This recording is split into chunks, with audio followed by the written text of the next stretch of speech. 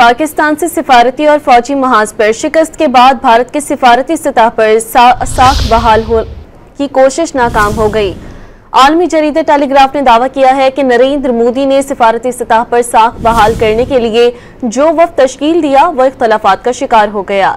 Telegraph की report के मुताबिक अपोजिशन जमातों की जानिब से सवाल उठाया गया है कि वफ्द में तमाम जमातों की नुमाइंदगी क्यों नहीं। मुतादिद सियासी रहनुमाओं ने भी वफ्द का हिस्सा बनने से इनकार कर दिया है।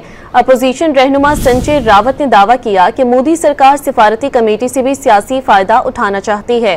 अपोजिशन लीडर राहुल गांधी की जानिब से सिफारती वफ्द के लिए भेजे गए नाम भी मोदी सरकार ने मुस्तरद कर दिए थे।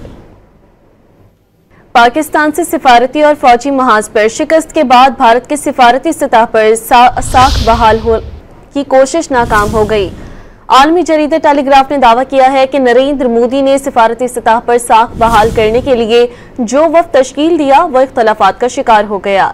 टेलीग्राफ की रिपोर्ट के मुताबिक अपोजिशन जमातों की जानिब से सवाल उठाया गया है कि वफ्द में तमाम जमातों की नुमाइंदगी क्यों नहीं।